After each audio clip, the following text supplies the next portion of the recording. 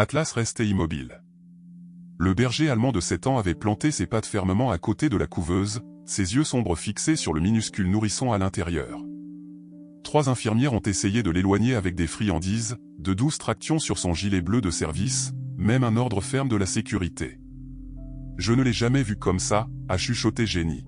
« Il y a quelque chose qui ne va pas. » Le moniteur affichait des lectures normales pour le bébé Charlie Bennett, pourtant le poil d'Atlas se hérissait. Un grondement sourd montait de sa poitrine, non pas menaçant, mais urgent. Lorsqu'un aide-soignant a finalement réussi à le traîner vers la porte, Atlas s'est libéré avec une force surprenante. Retournant en courant vers la couveuse, il s'est dressé contre le plastique transparent et a poussé un hurlement qui a résonné dans l'unité de soins intensifs néonatale. « Sortez ce chien maintenant », a crié le docteur Harmon. C'est alors que les moniteurs de Charlie se sont soudainement mis à hurler. Laissez un j'aime et partagez vos pensées dans les commentaires, avec la ville d'où vous regardez. Maintenant, continuons avec l'histoire. L'hôpital Northwestern Memorial se dressait fièrement sur la ligne d'horizon automnale de Chicago, sa façade de verre reflétant les feuilles dorées et carmin du parc Lincoln voisin. À l'intérieur de l'unité de soins intensifs néonatale de pointe au 4e étage, les débuts les plus fragiles de la vie étaient pris en charge avec précision, technologie et compassion. Jusqu'à il y a 6 semaines, Emma Reynolds était un pilier de cette unité. À 32 ans, avec 10 ans de service dévoué, Emma était connue pour sa douceur, sa patience inébranlable et ses recherches non conventionnelles sur l'assistance canine dans les soins néonatales. Ses cheveux blonds étaient généralement tirés en une queue de cheval pratique. Des yeux verts, alertes derrière de simples lunettes, et un sourire chaleureux qui mettait à l'aise les parents nerveux. Les collègues d'Emma admiraient sa pensée novatrice, même lorsqu'elle repoussait les limites. Il y avait ensuite Atlas, le berger allemand d'Emma, âgé de 7 ans, distingué par la petite cicatrice sur son oreille gauche, un rappel de son sauvetage après son abandon alors qu'il était chiot. Emma l'avait entraîné méticuleusement, développant un programme pour détecter les changements subtils dans les schémas respiratoires des nourrissons et les changements métaboliques. Atlas portait son bandana bleu avec une empreinte de pâte argentée brodée comme un insigne d'honneur, un professionnel à part entière. Parmi le personnel de l'hôpital, le docteur Victoria Harmon dirigeait Northwestern Memorial avec une précision militaire. À 58 ans, ses cheveux argentés étaient toujours arrangés en un chignon parfait.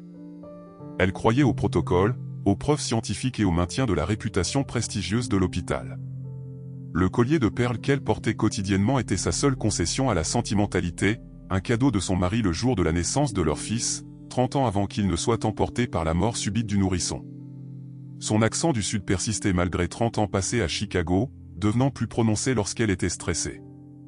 Jenny Miller, infirmière en chef de 40 ans, avait été la mentor d'Emma et sa plus fervente défenseur. Avec des cheveux bruns pratiques maintenant striés de gris et une approche pragmatique de la politique hospitalière, Jenny croyait au travail d'Emma avec Atlas lorsque d'autres doutaient. Dans cet environnement sont arrivés Jessica et Ryan Bennett, jeunes parents du bébé Charlie, né 5 semaines prématurément avec des complications inattendues.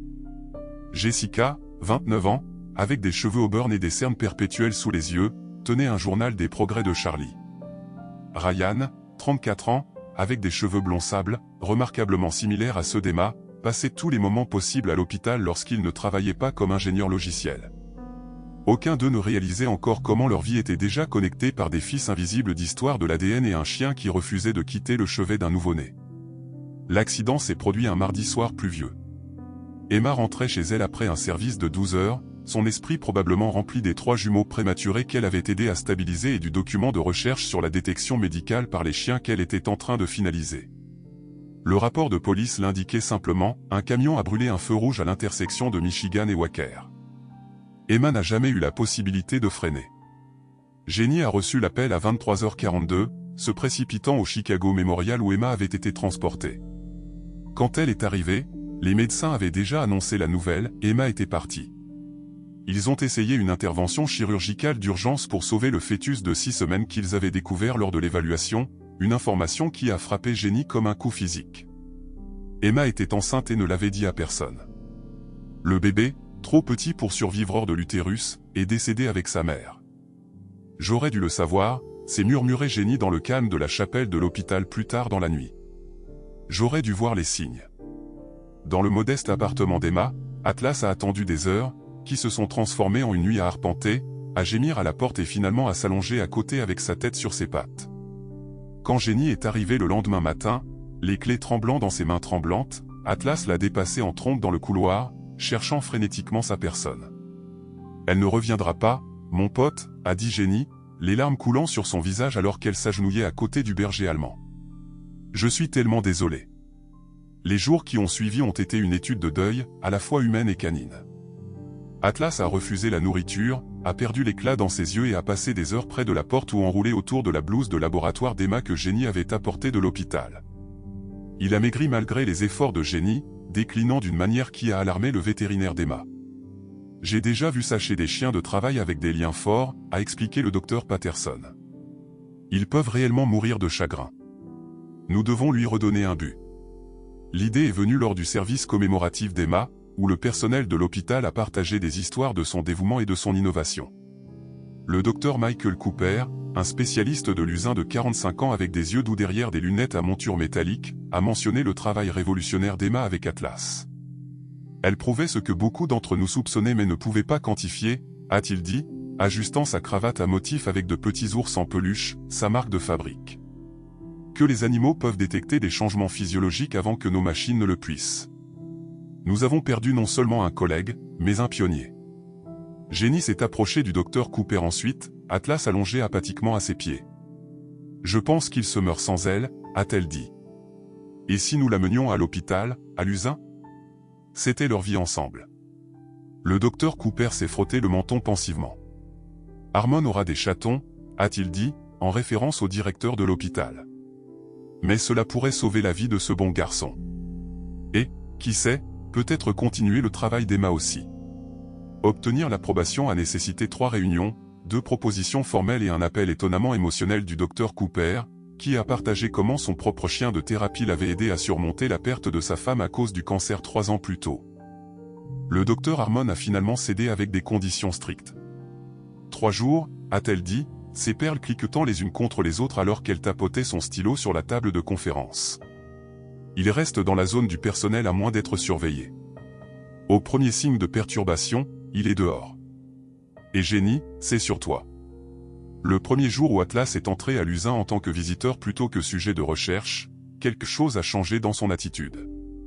Ses oreilles se sont dressées, sa posture s'est redressée et pour la première fois depuis la mort d'Emma, il a accepté une friandise de la main de Jenny. Ils lui ont installé un petit lit dans la salle de pause du personnel, mais Atlas a passé la majeure partie de cette journée à se déplacer de poste en poste comme s'il cherchait quelque chose ou quelqu'un. On dirait qu'il vérifie chaque bébé, a observé Cooper en regardant Atlas s'arrêter brièvement à côté de chaque couveuse, renifler attentivement, puis passer à la suivante. Tout comme Emma l'avait entraîné à le faire. Vous devez être absolument immobile. La voix d'Emma résonnait dans un souvenir d'il y a 3 ans. Elle se tenait dans son salon, un enregistreur jouant le son d'un bébé en détresse respiratoire. Écoute, Atlas, c'est le son que nous recherchons. Le berger allemand était assis au garde à vous, la tête inclinée, les oreilles pointées vers l'avant en concentration complète. Sur la table basse, des échantillons de tissu avec différents parfums, haleine saine d'un nourrisson, marqueur de détresse métabolique, indicateur d'infection respiratoire. Bon garçon, a félicité Emma alors qu'Atlas avait correctement identifié l'échantillon de détresse métabolique, plaçant sa patte fermement dessus. Cela pourrait sauver des vies un jour. La mémoire de l'entraînement d'Atlas a refait surface alors qu'il se déplaçait dans l'usin ce premier jour, suivant les schémas qu'Emma lui avait inculqués.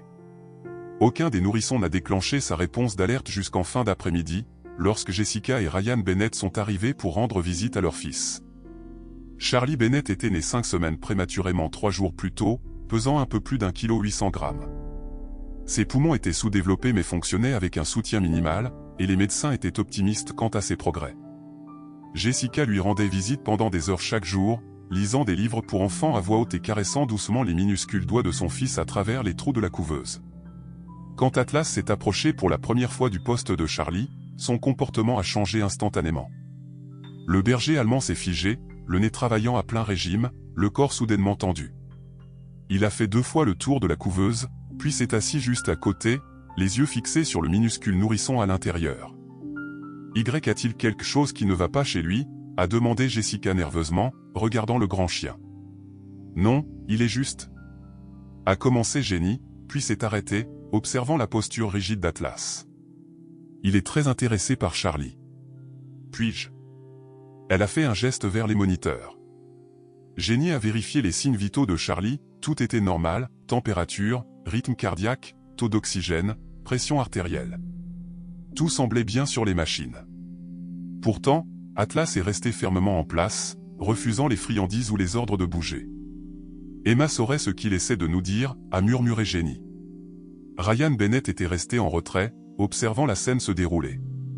Quelque chose dans la concentration déterminée du chien lui rappelait quelqu'un, bien qu'il ne puisse pas dire qui. Il s'est avancé, s'accroupissant au niveau d'Atlas. « Et, grand gars » a-t-il dit doucement. « Que vois-tu que nous ne voyons pas ?» Atlas s'est tourné pour regarder Ryan et quelque chose dans le regard du chien a fait battre le cœur de Ryan.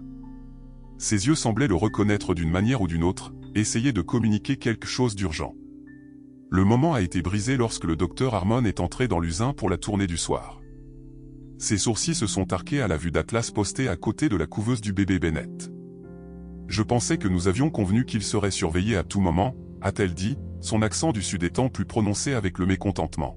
« Je le surveille, docteur Harmon », a répondu Jenny, redressant sa colonne vertébrale. « Il semble particulièrement intéressé par le bébé Charlie ici. » Le docteur Harmon a vérifié les moniteurs elle-même, les lèvres pincées. « Tout semble normal. Veuillez l'éloigner. Il rend les parents nerveux. » En fait, a interrompu Jessica, se surprenant elle-même par son audace. « Je trouve sa présence réconfortante, comme s'il veillait sur notre fils. » L'expression du docteur Harmon s'est adoucie marginalement au mot de la mère. « Néanmoins, nous devons maintenir le protocole. Atlas doit continuer sa tournée ou retourner dans la zone du personnel. » Jenny a hoché la tête et a doucement tiré la laisse d'Atlas. « Allez, mon pote, il est temps de passer à autre chose. » Atlas a refusé de bouger. Il a planté ses pattes, baissé la tête et a émis un son quelque part entre un gémissement et un grognement. « Atlas » a dit Jenny plus fermement, l'embarras colorant ses joues. « Allons-y. » Quand Atlas n'a toujours pas bougé, le docteur Cooper, qui observait de près, s'est approché avec une expression pensive. Vous savez, dans les notes de recherche d'Emma, elle a documenté des cas où Atlas a détecté des problèmes des heures avant qu'ils ne soient enregistrés sur notre équipement. Le docteur Harmon a soupiré, vous suggérez que nous ignorions des lectures normales parce qu'un chien se comporte de manière têtue?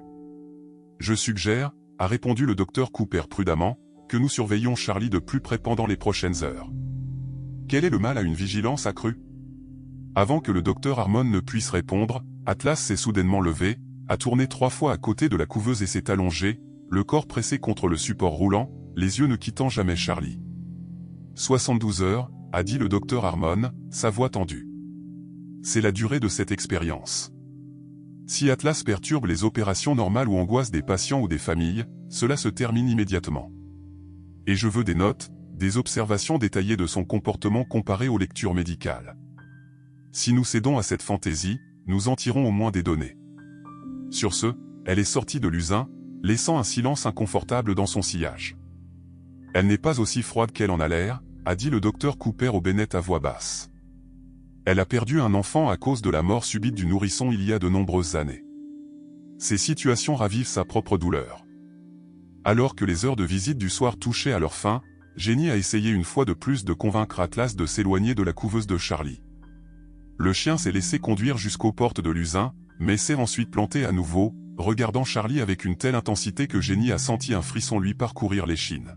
« Que sais-tu, Atlas » a-t-elle chuchoté. « Que verrait Emma en ce moment ?» Cette nuit-là, Atlas a dormi dans le salon du personnel seulement après que Jenny ait apporté une couverture de réception de la couveuse de Charlie pour qu'il se couche avec. Même alors, il a gémissé périodiquement, ses rêves étant clairement troublés. Au matin, lorsque Jenny est arrivée pour son service, elle a trouvé Atlas déjà réveillé, assis alertement à la porte du salon attendant de retourner à son poste auto-désigné à côté de la couveuse de Charlie Bennett. Quelque chose dans son attitude avait changé. Il y avait un but dans ses yeux, à nouveau, une étincelle du chien de travail qu'il avait été aux côtés d'Emma. « D'accord, mon pote » a dit Jenny, attachant sa laisse à son gilet de service. « Voyons ce que la journée nous réserve. » Aucun d'eux n'aurait pu prédire à quel point la présence d'Atlas s'avérerait cruciale, ni comment son étrange attachement à un nouveau-né en particulier dévoilerait des secrets qui avaient été enfouis pendant des années. La tournée du matin s'est déroulée avec l'efficacité tranquille qui caractérisait l'usin du Northwestern Memorial. Les infirmières se déplaçaient de couveuse en couveuse, vérifiant les signes vitaux, ajustant les sondes d'alimentation et mettant à jour les dossiers avec des annotations précises. Le docteur Cooper suivait derrière, ses chaussettes colorées du jour représentant de minuscules dinosaures qui dépassaient sous son pantalon de bloc, alors qu'il examinait les progrès de chaque nourrisson. Atlas trottait aux côtés de Jenny, maintenant une attitude professionnelle jusqu'à ce qu'ils atteignent le poste de Charlie Bennett. Le berger allemand s'est immédiatement pressé contre le support de la couveuse, tout son corps en alerte, les yeux fixés sur le nourrisson endormi, toujours fixé sur notre petit Charlie. « Je vois », a remarqué le docteur Cooper, se penchant pour examiner le bébé.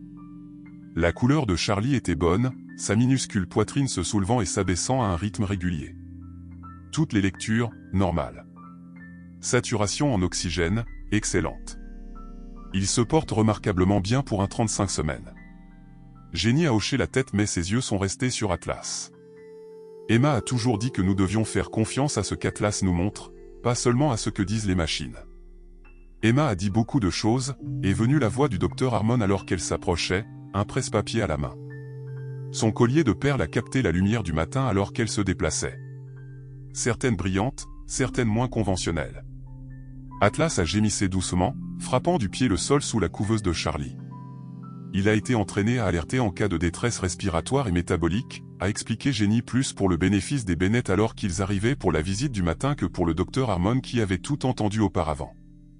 Emma a travaillé avec lui pendant des années, utilisant des échantillons pour lui apprendre à reconnaître certaines signatures chimiques dans la laine.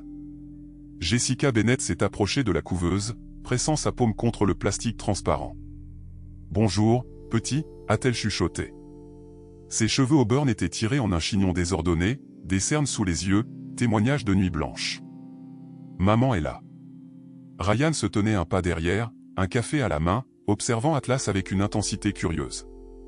Devient-il généralement aussi attaché à des bébés spécifiques? Non, a admis Jenny. C'est inhabituel même pour Atlas. Le docteur Harmon a pris une note sur son presse-papier. Eh bien, les moniteurs ne montrent rien d'inquiétant. Peut-être que le chien aime simplement votre fils. Comme pour défier directement sa déclaration, Atlas s'est soudainement levé, les poils hérissés. Il a émis un aboiement sec, ce qui est strictement contraire au protocole, dans l'usin silencieuse et a poussé son nez contre la couveuse. Atlas, a grondé Jenny, mortifié, silence. Les lèvres du docteur Harmon se sont pincées en une ligne fine. C'est précisément le type de perturbation que nous ne pouvons pas. Ces mots ont été coupés court lorsqu'une petite alarme a retenti sur le moniteur de Charlie. La saturation en oxygène avait légèrement baissé, pas dangereusement, mais perceptiblement. Le docteur Cooper s'est rapidement déplacé vers la couveuse, ajustant les réglages et vérifiant les connexions. Probablement juste un capteur mal fixé, a-t-il murmuré, bien que son expression soit pensive alors qu'il jetait un coup d'œil à Atlas. Les lectures se sont normalisées presque immédiatement. Vous voyez, a dit le docteur Harmon, un problème technique. Rien d'important. Atlas a aboyé à nouveau, plus urgemment cette fois. Ça suffit, a dit fermement le docteur Harmon. Jenny, veuillez l'éloigner maintenant. Attendez, a interrompu le docteur Cooper en levant la main. Il observait Charlie attentivement. Regardez son schéma respiratoire. Tout le monde s'est tourné pour observer le nourrisson.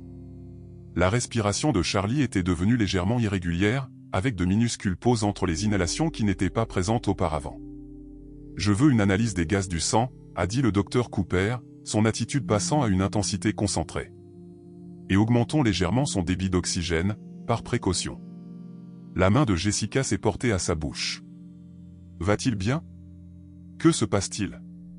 Probablement rien de grave, l'a assuré le docteur Cooper. Mais je préfère être prudent.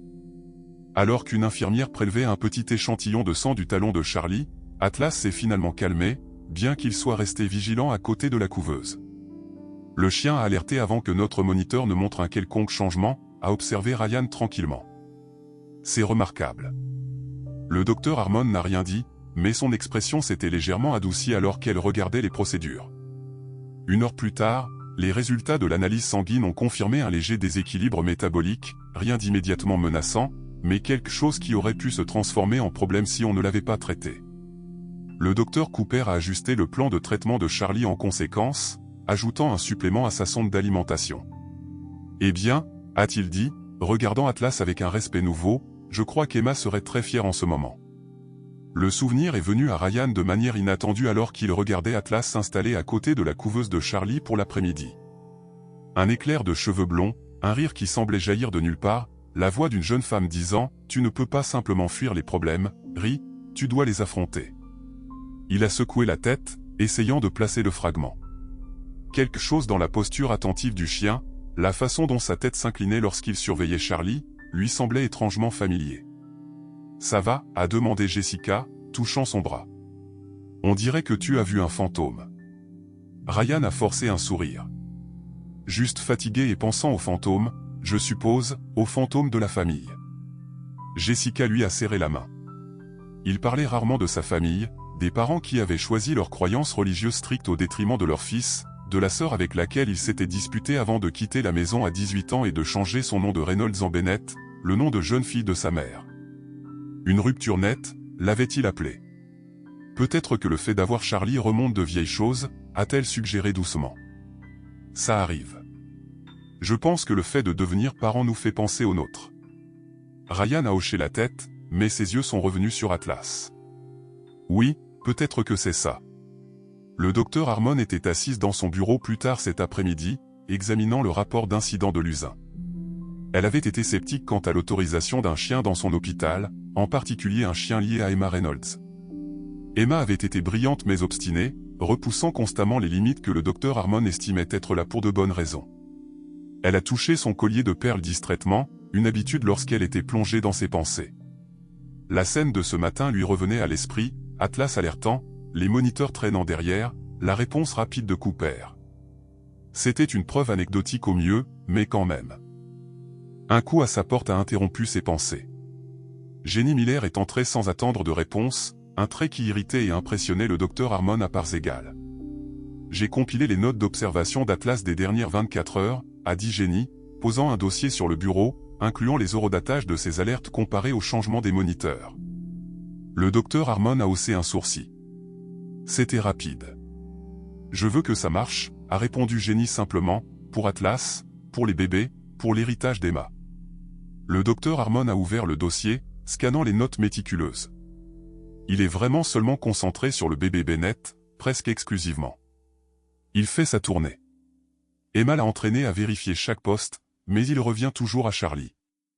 C'est comme s'il avait choisi de veiller sur lui spécifiquement. Le docteur Harmon s'est adossé à sa chaise. Vous croyez en cette capacité, les animaux sentant ce que notre technologie ne peut pas. Je l'ai vu, a dit Jenny fermement. Pas seulement aujourd'hui. Plusieurs fois avec Emma. Elle documentait tout, construisant un dossier pour un financement formel de la recherche. Le docteur Harmon a hoché la tête lentement. La fenêtre de 72 heures tient toujours, mais, elle a hésité. J'autoriserai la continuation de ces observations au-delà de cela si, et seulement si, il n'y a pas d'autres perturbations comme l'épisode d'aboiement d'aujourd'hui. Le visage de Jenny s'est illuminé d'un sourire rare. Merci, docteur Harmon. Après le départ de Jenny, le docteur Harmon s'est tourné vers la fenêtre donnant sur la ligne d'horizon de Chicago. Les feuilles d'automne dans le parc en contrebas lui ont rappelé un autre mois d'octobre il y a 30 ans, lorsqu'elle avait trouvé son fils immobile et silencieux dans son berceau. Pas d'avertissement, pas de chance d'intervenir, juste le silence dévastateur. « J'espère que tu avais raison, Emma », a-t-elle chuchoté à la pièce vide. En soirée, la nouvelle s'était répandue dans tout l'hôpital au sujet de la remarquable prédiction d'Atlas. Les infirmières d'autres services ont trouvé des excuses pour visiter Luzin, espérant apercevoir le chien remarquable. Atlas a géré l'attention avec une tolérance digne, ne s'éloignant jamais beaucoup de la couveuse de Charlie. « Tu deviens une célébrité », lui a dit Jenny, le grattant derrière les oreilles pendant sa pause. Emma serait morte de rire. Atlas a gémissé doucement au nom d'Emma, reposant sa tête sur le genou de Jenny. « Tu me manques aussi, mon pote », a-t-elle dit doucement. Chaque jour. Lorsque le service du soir a commencé, un nouveau défi a émergé. Le protocole de l'hôpital dictait qu'Atlas devait retourner dans le salon du personnel pendant la nuit, avec seulement de brèves visites supervisées à Luzin. Mais lorsque Jenny a tenté de l'éloigner du poste de Charlie, Atlas a catégoriquement refusé. Il a planté ses pattes, a baissé son centre de gravité et a clairement indiqué que le déplacer nécessiterait beaucoup plus de force que Jenny n'était prête à en appliquer. 3 infirmières et un aide-soignant ont essayé diverses approches, des friandises, des ordres, même en essayant de soulever physiquement le berger de 38 kilos. Tout cela en vain. Il n'a jamais été aussi têtu, a dit Jenny au docteur Cooper, l'exaspération évidente dans sa voix. Emma pouvait lui faire n'importe quoi avec juste un mot. Le docteur Cooper a observé l'impasse pensivement. Les lectures du bébé Bennett sont toutes stables maintenant, mais Atlas semble convaincu qu'il doit rester. Le docteur Harmon me coupera la tête s'il passe la nuit à l'usin, s'est inquiété Jenny. Et si ? A commencé le docteur Cooper, puis s'est arrêté, considérant, et si nous installions un lit temporaire pour lui à côté de la couveuse, juste pour ce soir ? Charlie est dans le poste du coin, loin de la zone de circulation principale. Nous pourrions y arriver. Jenny avait l'air dubitative. Tu devrais obtenir l'accord de Harmon. Laisse Victoria s'inquiéter, a dit le docteur Cooper avec une fermeté surprenante. Il se passe quelque chose ici que je ne comprends pas encore tout à fait, mais je ne suis pas prêt à l'ignorer. Après une brève mais intense conversation téléphonique avec le docteur Harmon, des arrangements ont été pris. Un petit lit pour chien a été placé à côté de la couveuse de Charlie, avec des instructions strictes au personnel de nuit concernant les soins et la supervision d'Atlas. Atlas s'est installé sur le lit avec une satisfaction évidente, ses yeux restant fixés sur le nourrisson endormi au-dessus de lui. Jessica et Ryan, se préparant à partir pour la nuit, regardaient la scène avec des émotions mitigées. C'est comme s'il s'était nommé le gardien de Charlie, a dit Jessica doucement. Je me sens mieux en sachant qu'il est ici.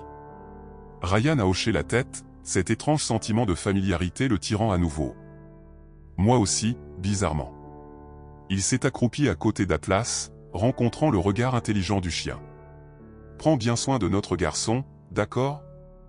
Atlas a incliné la tête, puis a placé une patte doucement sur la main de Ryan, un geste si délibéré qu'il a laissé Ryan momentanément sans voix. Alors que les Bennett quittaient l'hôpital, Ryan ne pouvait se débarrasser du sentiment que quelque chose d'important se déroulait, quelque chose qui s'étendait au-delà des soins médicaux de leur fils. La présence du chien semblait significative d'une manière qu'il ne pouvait pas articuler, comme un message qu'il n'était pas tout à fait équipé pour décoder. Il savait peu que l'insistance d'Atlas à rester aux côtés de Charlie s'avérerait cruciale avant la fin de la nuit, ou que le matin apporterait des révélations qui modifieraient à jamais sa compréhension de la perte familiale et des liens inexplicables qui nous unissent à travers le temps et l'espace. Le service de nuit à l'usin du Northwestern Memorial se déroulait avec le chuchotement efficace des professionnels habitués à prendre soin des patients les plus vulnérables. Les moniteurs bipaient doucement, les infirmières parlaient à voix basse et les lumières au plafond restaient atténuées pour simuler la nuit pour les minuscules habitants des couveuses. Atlas maintenait une surveillance vigilante sur Charlie Bennett, se levant environ toutes les heures pour s'étirer, faire le tour de la couveuse une fois, puis se recoucher sur son lit temporaire. « Je n'ai jamais rien vu de tel », murmura l'infirmière Diane Rodriguez à sa collègue alors qu'elles effectuaient leur vérification de 2 heures du matin. Ce chien n'a pas quitté bébé Bennett des yeux pendant plus de quelques secondes. Toute la nuit, Jenny dit qu'il était pareil avec Emma, répondit l'infirmier Kevin Walsh, ajustant soigneusement une sonde d'alimentation pour un autre nourrisson, totalement dévoué, il la suivait partout. Diane jeta un coup d'œil à Atlas, qui était maintenant assis, attentif, les oreilles pointées vers l'avant, observant la petite poitrine de Charlie se soulever et s'abaisser. « Vous pensez qu'il sait quelque chose que nous ignorons ?» Kevin haussa les épaules. Emma disait toujours qu'il pouvait sentir les changements dans la chimie du corps avant que nos machines ne puissent les détecter. Ça me paraissait tiré par les cheveux. Mais après ce matin... Leur conversation s'éteignit alors qu'Atlas se redressa soudainement, sa posture alerte mais pas alarmée. Le chien se dirigea vers l'autre côté de l'unité de soins intensifs néonatale où une petite fille prématurée venait d'être admise, transférée d'un hôpital plus petit situé à 50 km de là. Atlas s'approcha de sa couveuse, renifla soigneusement autour de la base, puis s'assit et regarda Diane avec impatience. « Qu'est-ce qu'il y a, mon grand ?» demanda-t-elle, se déplaçant pour vérifier les moniteurs de la nouvelle patiente. Tout semblait normal pour un bébé prématuré de 32 semaines, fréquence cardiaque légèrement élevée, taux d'oxygène à 94%, température stable. Atlas gémit doucement, donna un coup de patte sur le support de la couveuse, puis retourna au poste de Charlie. « Devrions-nous appeler le docteur Cooper ?» demanda Kevin, observant le comportement du chien avec un respect nouveau. Diane se mordit la lèvre, réfléchissant. Vérifions manuellement son taux d'oxygène dans le sang et prélevons peut-être du sang pour un test de gaz. Mieux vaut prévenir que guérir. 30 minutes plus tard, leur prudence fut récompensée. Le test sanguin révéla les premiers signes de jaunisse qui n'étaient pas encore apparus sur la peau du nourrisson ni dans la surveillance standard. Le traitement fut commencé immédiatement, des heures avant que l'affection ne devienne visible. Je suppose qu'Emma avait raison après tout, dit Kevin, secouant la tête d'étonnement en mettant à jour le dossier. Au moment de la tournée matinale, Atlas avait établi une routine, toutes les heures, il faisait le tour de l'unité de soins intensifs néonatales, s'arrêtant brièvement à chaque couveuse, parfois s'asseyant, pour indiquer un besoin d'attention plus particulière, avant de retourner à son poste à côté de Charlie. Le personnel de nuit avait documenté 3 cas distincts où son comportement les avait conduits à découvrir des problèmes subtils nécessitant une intervention. Le docteur Cooper arriva pour son service et trouva Atlas en train d'effectuer l'un de ses tours, le berger allemand se déplaçant avec détermination de poste en poste, tandis que l'infirmière Rodriguez le suivait, bloc-notes à la main.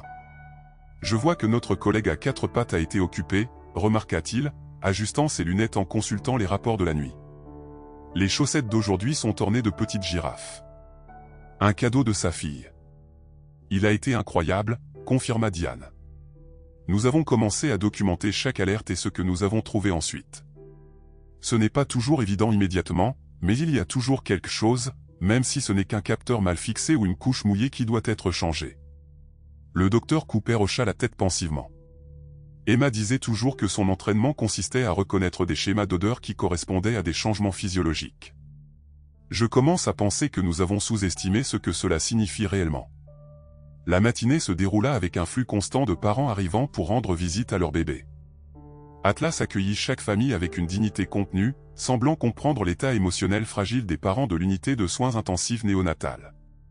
Plusieurs commentèrent sa présence apaisante, quelques-uns demandant même à le caresser. Il est comme l'animal de soutien émotionnel et le détective médical de l'hôpital, tout en un, observa Jenny pendant sa pause de milieu de matinée. Elle s'assit à côté d'Atlas sur le sol près de la couveuse de Charlie, partageant son sandwich avec le berger. Emma serait aux anges en voyant ça. Le docteur Harmon fit son apparition lors de la tournée de fin de matinée, collier de perles en place, cheveux argentés, impeccable comme toujours.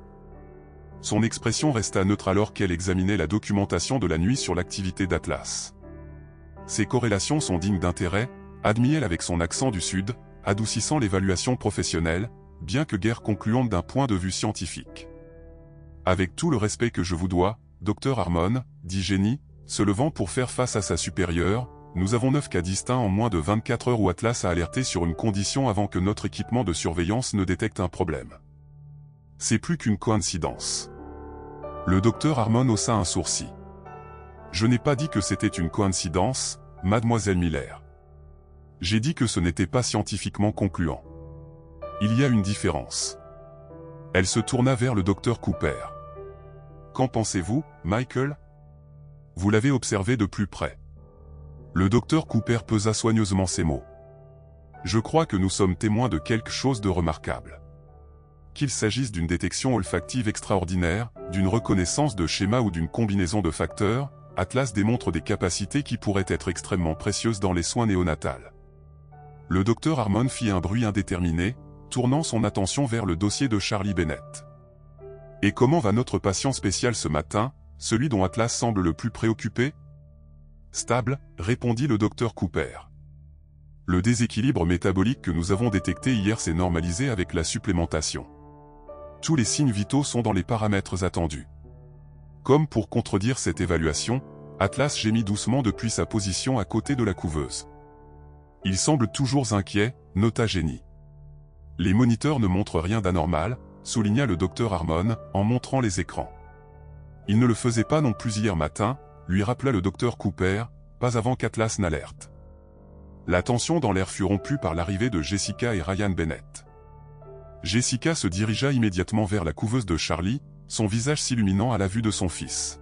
« Bonjour, petit homme », gazouilla-t-elle, « maman et papa sont là. » L'attention de Ryan, cependant, fut attirée par Atlas. Le berger allemand s'était levé pour les accueillir, sa queue remuant légèrement, le plus animé qu'il ait été autour de quiconque sauf Jenny. « Il est resté ici toute la nuit ?» demanda Ryan, se penchant pour laisser Atlas renifler sa main. « Il a refusé de partir », confirma Jenny. Il s'est nommé gardien personnel de Charlie. Jessica regarda entre Atlas et son fils, son expression s'adoucissant. Merci, dit-elle au chien, tendant la main timidement pour caresser sa tête, de veiller sur notre garçon. Atlas se pencha dans son toucher, puis tourna son attention vers la couveuse, sa vigilance ne se relâchant jamais vraiment. Le docteur Harmon s'éclaircit la gorge. Monsieur et Madame Bennett, nous devrons effectuer quelques tests de routine ce matin. Rien d'inquiétant, juste une surveillance standard pour les nourrissons prématurés. Alors que l'équipe médicale passait au patient suivant, Ryan se retrouva à traîner à côté d'Atlas. Ce sentiment lancinant de familiarité était revenu, plus fort qu'auparavant. Jenny, dit-il soudainement, à qui appartenait Atlas à l'origine? Vous avez mentionné quelqu'un du nom d'Emma. L'expression de Jenny devint sombre. Emma Reynolds. Elle était infirmière en unité de soins intensifs néonatal ici depuis 10 ans. Brillante, innovante, passionnée par l'amélioration des soins néonatals. Elle développait un programme de recherche utilisant Atlas pour détecter les problèmes métaboliques et respiratoires chez les nouveau-nés. Sa voix se brisa légèrement. Elle est morte dans un accident de voiture il y a 6 semaines. Ryan ressentit un frisson inattendu. Reynolds, le nom lui disait quelque chose, bien qu'il soit assez courant. Oui, Emma pensait que les animaux comme Atlas pouvaient combler le fossé entre notre technologie et les soins intuitifs. Elle commençait tout juste à documenter ses découvertes systématiquement quand Jenny s'interrompit en secouant la tête. Quoi qu'il en soit, Atlas était dévasté, a cessé de manger, ne voulait plus interagir avec personne. C'est pourquoi nous l'avons amené ici. Nous avons pensé qu'être dans l'environnement qu'il partageait pourrait l'aider à se remettre. Ryan hocha la tête lentement, son esprit travaillant sur quelque chose qui était juste hors de sa portée. Je suis désolé pour votre perte. Elle avait l'air d'être remarquable. Elle l'était, confirma Jenny. La meilleure d'entre nous. Tout au long de la journée, Atlas maintint sa routine de tours horaires, suivie d'une vigilance inébranlable au poste de Charlie.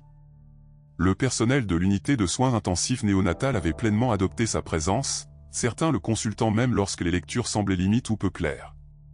Les parents commencèrent à demander l'avis d'Atlas sur l'état de leur bébé, à moitié en plaisantant, mais avec un courant sous-jacent de respect sincère pour les capacités démontrées du chien. Au milieu de l'après-midi, la nouvelle du chien de l'unité de soins intensifs néonatal s'était répandue dans tout le Northwestern Memorial.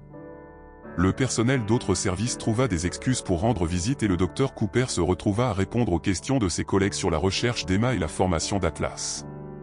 Le service des relations publiques de l'hôpital entendit parler de l'histoire et approcha le docteur Harmon pour présenter Atlas dans le bulletin communautaire.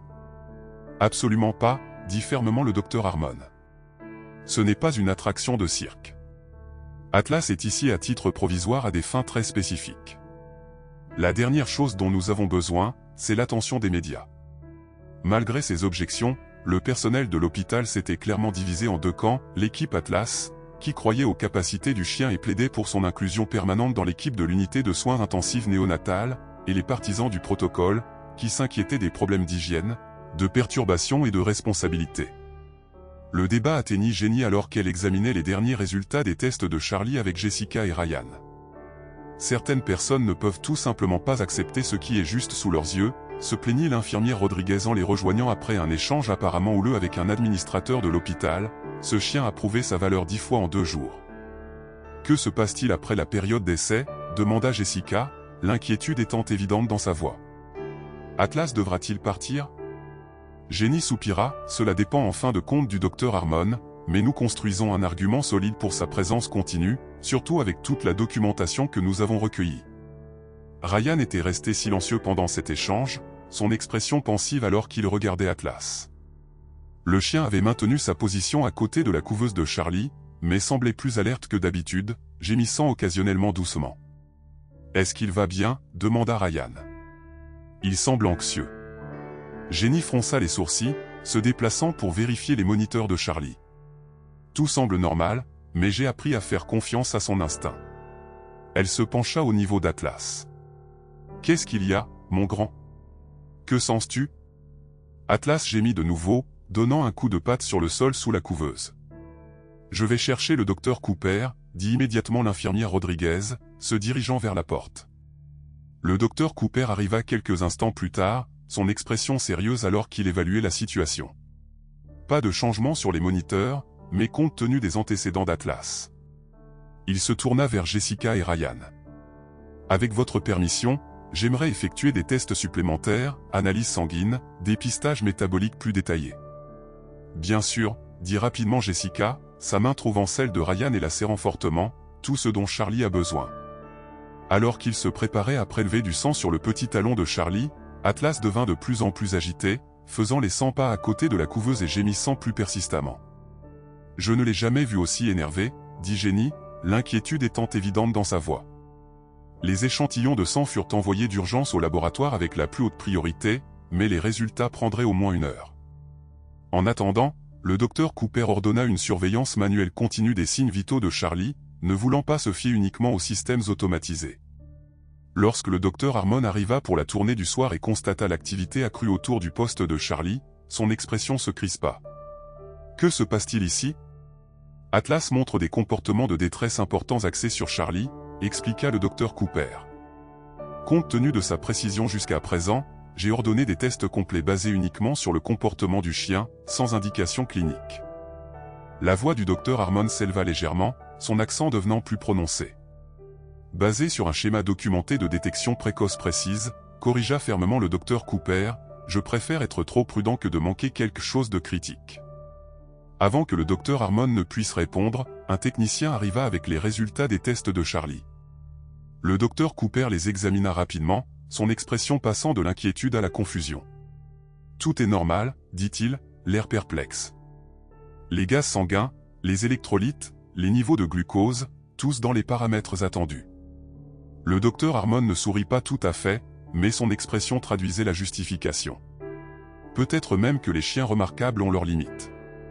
Atlas, cependant, restait agité, se tenant maintenant avec ses pattes avant sur le bord du support roulant de la couveuse, aussi près de Charlie qu'il le pouvait sans toucher l'équipement. « Je ne comprends pas, » murmura Jenny. Il ne s'est jamais trompé auparavant. Ryan s'approcha d'Atlas, étudiant le comportement du chien. « C'est presque comme s'il essayait de nous dire quelque chose de précis, » observa-t-il. « Pas seulement que quelque chose ne va pas, mais quelque chose de particulier. » Jessica s'approcha de la couveuse de Charlie, ses instincts maternels en alerte maximale malgré les résultats normaux des tests. Elle observa la petite forme de son fils, sa poitrine se soulevant et s'abaissant rythmiquement. « Sa respiration me semble différente, » dit-elle soudainement, pas plus rapide ou plus lente, juste différente, comme s'il y avait un schéma. Le docteur Cooper la rejoignit immédiatement, observant Charlie attentivement. Après plusieurs minutes d'observation, il hocha la tête lentement. « Vous avez raison. Il y a une irrégularité subtile, de brèves pauses toutes les 15 à 20 respirations. Ce n'est pas cliniquement significatif en soi, mais cela pourrait être un indicateur précoce de quelque chose d'autre. » Jenny termina, tout comme Atlas a essayé de nous le dire. Le docteur Harmon avait observé silencieusement, son expression illisible. Finalement, elle parla. « Que ferait Emma dans cette situation ?» La question surprit tout le monde. Jenny se reprit la première, redressant ses épaules. Elle ferait confiance à Atlas et elle creuserait plus profondément, chercherait des liens qui ne sont pas évidents. Le docteur Harmon hocha la tête une fois, décisivement. « Alors c'est ce que nous allons faire. » Elle se tourna vers le docteur Cooper, commander un bilan neurologique complet et récupérer les notes de recherche d'Emma Reynolds, toutes. Si Atlas nous dit quelque chose de précis, peut-être qu'Emma a documenté ce que cela pourrait être. Alors que l'équipe de l'unité de soins intensifs néonatales se mobilisait pour exécuter ces directives, Ryan se retrouva à l'écart, ce sentiment étrange de connexion devenant plus fort. Il y avait quelque chose à propos d'Emma Reynolds, une femme qu'il n'avait jamais rencontrée, qui le rongeait, quelque chose d'important qu'il ne pouvait pas saisir. Alors que Jessica restait avec Charlie, Ryan erra dans la petite chapelle de l'hôpital à la recherche d'un espace calme pour réfléchir. La pièce était vide, paisible dans sa simplicité. Il s'assit dans l'un des bancs en bois, passant ses mains dans ses cheveux sablonneux, une habitude nerveuse depuis l'enfance. « Qu'est-ce que je manque ?» murmura-t-il à la pièce vide. Son téléphone vibra avec un texto de Jessica. Ils ont trouvé les journaux de recherche d'Emma. Jenny est en train de les parcourir maintenant. Atlas ne quitte toujours pas Charlie. Ryan commença à répondre quand un autre texto arriva, celui-ci de son patron à la société de logiciels. Prends tout le temps dont tu as besoin avec ta famille. Je viens de soumettre le projet Reynolds pour approbation finale, on devrait fêter les bonnes nouvelles à ton retour. Ryan fixa l'écran, son souffle se coupant. Reynolds, le projet Reynolds, un système d'intégration de base de données que son équipe développait depuis des mois. Reynolds Pharmaceuticals, une entreprise de taille moyenne spécialisée dans les troubles métaboliques. Reynolds, murmura-t-il, le nom prenant soudainement une nouvelle signification. Un souvenir fit surface, sa mère disant, « La recherche de ta sœur pourrait sauver des vies un jour. » Ryan, pourquoi ne peux-tu pas la soutenir au lieu de la combattre? Sa sœur, Emma, pouvait-il s'agir de la même personne? Ryan se leva brusquement, son cœur battant comme cela ne lui était pas arrivé depuis 16 ans qu'il n'avait pas vu ou parlé à sa sœur, 16 ans qu'il avait quitté la maison à 18 ans après une dispute amère au sujet du comportement contrôlant de leurs parents. Il avait changé son nom de famille, déménagé à l'autre bout du pays, coupé tous les liens. Emma aurait 32 ans maintenant. L'Emma qui avait formé Atlas avait 32 ans. Emma Reynolds. Oh mon Dieu, murmura-t-il, s'appuyant contre le mur de la chapelle pour se soutenir alors que les pièces commençaient à s'emboîter. L'attachement étrange du chien à Charlie, les manières familières qui le rongeaient, le sentiment inexplicable de connexion. Avec des mains tremblantes, Ryan ouvrit un moteur de recherche sur son téléphone et tapa « Emma Reynolds, infirmière, Chicago, nécrologie ». Les résultats se chargèrent et il se retrouva à fixer la photo d'une femme aux cheveux blonds et au sourire chaleureux, une femme avec les yeux de sa mère et son propre menton déterminé. La nécrologie était brève mais détaillée, Emma Reynolds, 32 ans, infirmière en unité de soins intensifs néonatales au Northwestern Memorial, chercheuse pionnière dans les soins néonatals, décédée dans un accident de voiture 6 semaines plus tôt. Pas de famille immédiate répertoriée parmi les survivants.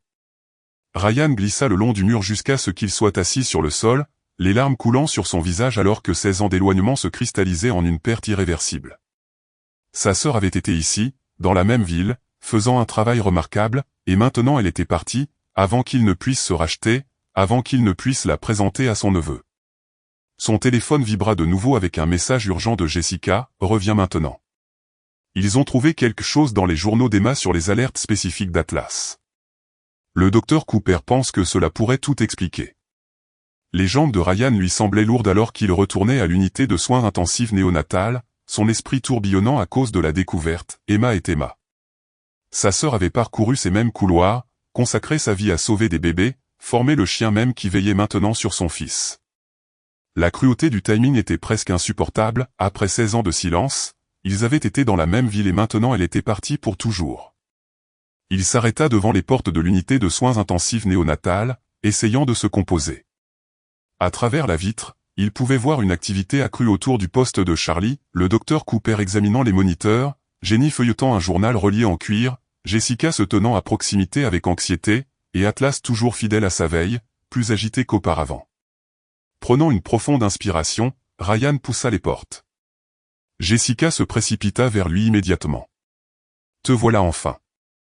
Ils pensent avoir compris ce qu'Atlas essaie de nous dire. » Elle s'arrêta, remarquant ses yeux rougis.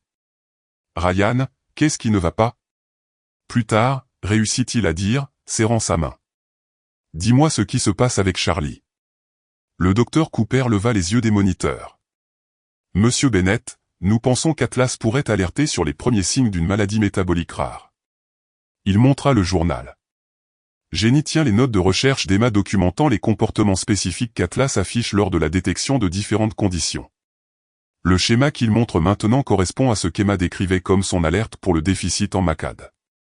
MACAD, demanda Ryan, le terme lui étant vaguement familier grâce à son travail avec Reynolds Pharmaceuticals, déficit en acyle-CoA-déshydrogénase à chaîne moyenne. Le docteur Cooper expliqua, c'est une maladie génétique qui empêche le corps de convertir certaines graisses en énergie. C'est rare, mais quand cela se produit, cela peut être grave si elle n'est pas traitée. Les premiers symptômes peuvent être très subtils, changements dans les schémas respiratoires, légers changements métaboliques que les tests standards pourraient manquer au premier stade. Jenny leva les yeux du journal. Emma avait un intérêt particulier pour cette condition. Elle a documenté l'entraînement d'Atlas de manière approfondie, utilisant des échantillons de patients avec des cas confirmés pour lui enseigner le profil olfactif spécifique. Ryan sentit un frisson le parcourir. Il y avait quelque chose d'important ici, quelque chose qu'il manquait encore. Le dépistage standard des nouveau-nés finirait par détecter cela, continua le docteur Cooper, mais Atlas semble le détecter plus tôt que nos tests ne peuvent le confirmer. Selon les notes d'Emma, il existe un test supplémentaire spécifique que nous pouvons effectuer pour vérifier les marqueurs précoces. Le docteur Harmon, qui écoutait à proximité, s'avança. J'ai déjà autorisé le test. Les résultats devraient être disponibles dans l'heure. Son expression était solennelle. En attendant, j'ai ordonné de commencer immédiatement un traitement préventif. Si c'est bien un déficit en MACAD, nous ne voulons pas attendre. Jessica regarda entre les docteurs, la peur étant évidente dans ses yeux. Est-ce que c'est mortel? Si elle est détectée tôt et gérée correctement, les enfants atteints de déficit en MACAD peuvent mener une vie complètement normale, l'assura le docteur Cooper. Cela nécessite juste une surveillance attentive et un régime alimentaire spécifique. Le danger survient si elle n'est pas diagnostiquée et que l'enfant subit un jeûne ou une maladie qui déclenche une crise métabolique. L'esprit de Ryan travaillait à plein régime, reliant les pièces d'un puzzle qu'il n'avait pas su exister. Ma sœur avait une maladie métabolique, dit-il soudainement, sa voix étant à peine audible. La pièce se tut. Jenny fut la première à parler. Votre sœur? Ryan regarda Atlas, puis de nouveau l'équipe médicale. Emma Reynolds était ma sœur. Je ne l'ai pas vue depuis 16 ans. J'ai changé mon nom, j'ai déménagé. Nous avons complètement perdu le contact. Sa voix se brisa. Je viens de le comprendre dans la chapelle. Jessica halta, sa main couvrant sa bouche. Emma était la tante de Charlie, votre sœur. Le docteur Cooper et le docteur Harmon échangèrent des regards significatifs. Jenny se contenta de fixer, le journal serré dans ses mains. Le déficit en MACAD est génétique, dit lentement le docteur Cooper. Il peut être héréditaire. C'est pourquoi Atlas est si concentré sur Charlie, murmura Jenny, la réalisation venant. Il reconnaît la même condition qu'Emma avait. Ryan secoua la tête, luttant pour comprendre. Je ne savais pas ce qu'elle avait spécifiquement, juste qu'elle avait un problème métabolique dont elle devait faire attention. Nos parents étaient hyper vigilants quant à son régime alimentaire, son programme de médicaments. C'est en partie pourquoi je suis parti. Je me sentais invisible à côté de ses besoins médicaux. L'expression du docteur Harmon s'adoucit, un événement rare. La condition de votre sœur a probablement inspiré son parcours professionnel et ses recherches avec Atlas. Elle montra le berger allemand qui se tenait maintenant attentif, les observant tous avec des yeux intelligents. Elle créait un système de détection pour la condition même avec laquelle elle vivait. Et maintenant, il utilise cette formation pour protéger son neveu, ajouta Jenny, sa voix étant chargée d'émotion. Le lien profond entre le passé et le présent planait dans l'air, interrompu seulement par une alarme douce du moniteur de Charlie. Son taux d'oxygène diminuait subtilement mais définitivement. Docteur. Cooper se déplaça immédiatement vers la couveuse, son expression passant à une inquiétude professionnelle. Augmentons son débit d'oxygène et prélevons un autre échantillon de sang. Atlas aboya une fois sèchement, son corps étant tendu par l'urgence. Il n'a jamais été aussi agité, observa Jenny, observant Atlas donner des coups de patte sur le sol, gémir et faire le tour de la couveuse avec une vitesse croissante. Quelque chose ne va définitivement pas, convint le docteur Cooper, examinant Charlie attentivement. La couleur du nourrisson avait légèrement changé, prenant une teinte légèrement bleutée autour des lèvres. Le docteur Harmon s'avança, transférez-le en surveillance critique. Je veux une équipe complète ici maintenant. L'unité de soins intensifs néonatal entra dans un chaos contrôlé alors que les infirmières et les techniciens répondaient à l'appel. Charlie fut rapidement transféré dans une couveuse différente avec des capacités de surveillance améliorées. Des perfusions intraveineuses supplémentaires furent établies et l'administration d'oxygène fut augmentée. Atlas essaya de suivre mais fut bloqué par l'équipe médicale entourant Charlie. La détresse du berger allemand devint évidente alors qu'il aboyait de nouveau, plus frénétiquement cette fois. « Que quelqu'un sorte ce chien d'ici !» cria l'un des techniciens. « Nous avons besoin d'espace pour travailler. » Jenny se déplaça pour retenir Atlas, tenant son collier alors qu'il luttait contre elle. « Atlas, arrête, laisse-les aider Charlie. » Ryan et Jessica reculèrent, se serrant l'un contre l'autre alors qu'ils regardaient l'équipe médicale travailler sur leur fils. Les larmes de Jessica coulaient librement, tandis que Ryan restait figé sous le choc, les révélations jumelles de la mort de sa sœur et de la condition de son fils l'accablant. « Je dois le sortir d'ici, » dit Jenny, luttant avec Atlas. Il est trop agité. Le docteur Harmon hocha la tête vivement. Emmenez-le dans le salon du personnel. Fermez la porte à clé si nécessaire. Avec un dernier regard vers Charlie, Jenny tira Atlas vers la sortie. Le chien résista, plantant ses pattes et gémissant pitoyablement, mais se laissa finalement emmener hors de l'unité de soins intensifs néonatales. Dans le couloir, le comportement d'Atlas devint encore plus erratique. Il tira sur sa laisse, essayant de retourner dans l'unité, ses aboiements résonnant dans le couloir. « Atlas, s'il te plaît, supplia Jenny, les larmes aux yeux. Tu n'aides pas Charlie comme ça. » Un agent de sécurité s'approcha, son expression étant inquiète. « Tout va bien ici, infirmière Miller ?» « Non, » admit Jenny. « Atlas est bouleversé à cause d'un patient, mais nous devons le garder hors de l'unité de soins intensifs néonatales pour le moment. » L'agent hocha la tête. « Je peux vous aider à l'emmener au salon. » Ensemble, ils réussirent à guider le berger en détresse jusqu'à la salle du personnel et fermèrent la porte. Atlas commença immédiatement à gratter à la porte, gémissant continuellement. « Je ne l'ai jamais vu comme ça, » dit Jenny à l'agent. « Il est entraîné à être calme dans les situations d'urgence. » C'est différent. De retour dans l'unité de soins intensifs néonatales, l'état de Charlie se détériorait rapidement. Sa saturation en oxygène continuait de baisser malgré la supplémentation et sa fréquence cardiaque était devenue erratique. « Les résultats des gaz sanguins sont de retour », cria une infirmière, tendant un imprimé au docteur Cooper. « Acidose métabolique sévère. » L'expression du docteur Cooper devint grave. « Ça va trop vite. Ce n'est pas typique du déficit en MACAD à un stade précoce. » Le docteur Harmon le rejoignit à la couveuse. « Qu'est-ce que nous manquons ?» Ryan, se tenant aux côtés de Jessica juste en dehors du cercle des professionnels de la santé, se souvint de quelque chose. « Ma sœur avait une complication avec sa maladie, quelque chose de rare, qui la rendait plus grave. Nos parents devaient faire une surveillance spéciale à la maison. » Le docteur Cooper leva brusquement les yeux. Une forme variante qui pourrait expliquer la progression rapide. Il se tourna vers une infirmière. « Apportez-moi le dossier médical d'Emma Reynolds maintenant. » « Elle était patiente ici ?» demanda l'infirmière, confuse. « Non, employée » clarifia le docteur Cooper.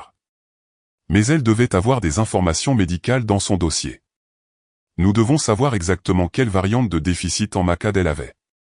Dans la salle de repos du personnel, Atlas était passé de gémissements à des hurlements, un son lugubre et désespéré qui se propageait dans les couloirs. Le personnel de l'hôpital interrompit ses tâches, regardant vers la source de la détresse. Jenny était assise à côté du chien angoissé, sa propre anxiété montant.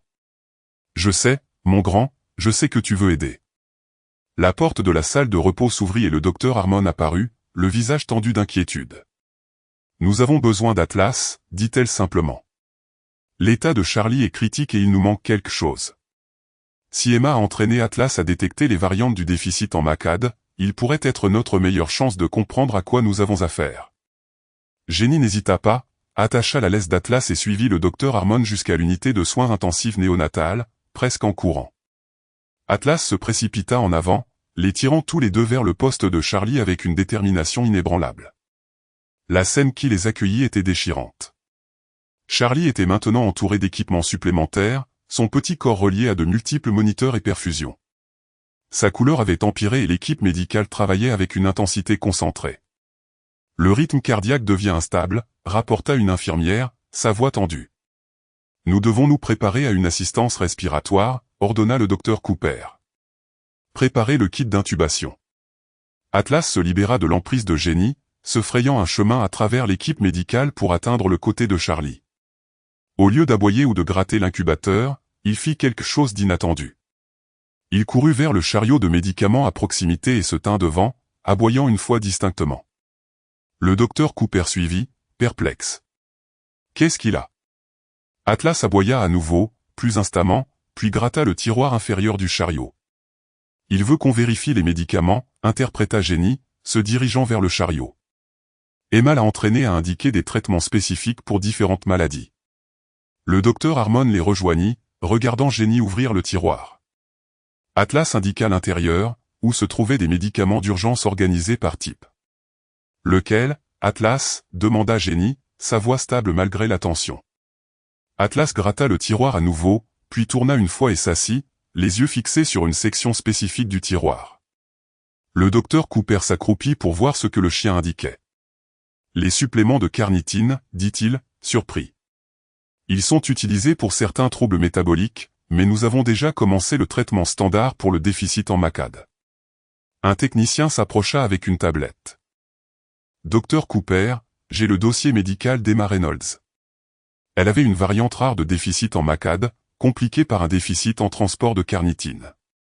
C'est un double trouble métabolique, extrêmement rare. » Les yeux du docteur Cooper s'écarquillèrent. « C'est ça. Atlas n'alerte pas seulement pour le déficit en MACAD, il nous dit que Charlie a la même maladie complexe qu'Emma avait. » Il se tourna vers l'équipe.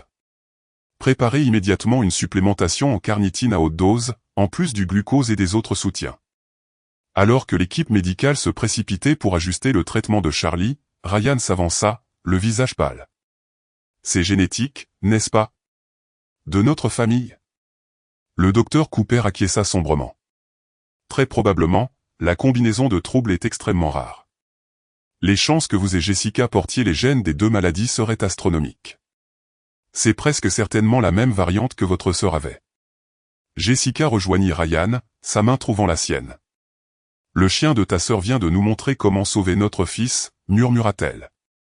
Emma nous aide encore, même maintenant. » Le médicament fut administré et la pièce tomba dans un silence tendu alors qu'ils attendaient de voir la réaction de Charlie. Atlas retourna à sa position à côté de l'incubateur, regardant attentivement, son agitation précédente remplacée par une vigilance alerte. Les minutes passèrent comme des heures. Puis, graduellement, les moniteurs de Charlie commencèrent à montrer une amélioration, d'abord ses niveaux d'oxygène dans le sang, puis son rythme cardiaque, se stabilisant. « Ça marche », confirma le docteur Cooper, le soulagement évident dans sa voix. Ces marqueurs métaboliques répondent au traitement. Le docteur Harmon posa une main sur la tête d'Atlas, un geste de respect qui aurait été impensable quelques jours plus tôt. « Remarquable », murmura-t-elle, simplement remarquable. Alors que la crise s'apaisait et que l'état de Charlie se stabilisait, Ryan se retrouva à côté d'Atlas, s'agenouillant pour rencontrer le chien au niveau des yeux. « Tu savais, dit-il doucement. Tu savais qu'il avait la maladie d'Emma. Tu as essayé de nous le dire depuis le début. » Atlas pencha la tête, ses yeux intelligents semblant transmettre une compréhension au-delà des mots. Il posa une patte doucement sur le genou de Ryan, le même geste qu'il avait fait plus tôt, maintenant chargé d'un nouveau sens. « Merci, » murmura Ryan, sa voix se brisant. « D'avoir poursuivi son travail, d'avoir sauvé mon fils. » À ce moment-là, alors que les professionnels de la santé continuaient leur travail derrière lui et que sa femme regardait avec des larmes dans les yeux, Ryan sentit une connexion avec sa sœur disparue depuis longtemps qui transcendait la mort elle-même, un cadeau final livré par le remarquable chien qui avait refusé de quitter le côté de son neveu. Les heures qui suivirent la crise de Charlie passèrent dans un flou de consultations médicales, de tests supplémentaires et de surveillance prudente. En soirée, l'état du nourrisson s'était complètement stabilisé. Sa couleur était revenue à la normale, ses signes vitaux stables sous le nouveau protocole de traitement. Le personnel de l'unité de soins intensifs néonatales se déplaçait avec une efficacité tranquille autour de lui, l'atmosphère étant celle d'un épuisement soulagé après l'intensité de l'urgence. À travers tout cela, Atlas resta à son poste, ne quittant le côté de Charlie que pour de brèves pauses nécessaires, revenant toujours pour reprendre sa surveillance vigilante. Le berger allemand était devenu une présence acceptée dans l'unité, sa perturbation antérieure oubliée à la lumière de son rôle essentiel dans le diagnostic et le traitement de Charlie. Ryan était assis sur une chaise à côté de l'incubateur, regardant son fils respirer, chaque petite montée et descente de la poitrine du nourrisson, un miracle qu'il ne tiendrait plus jamais pour acquis.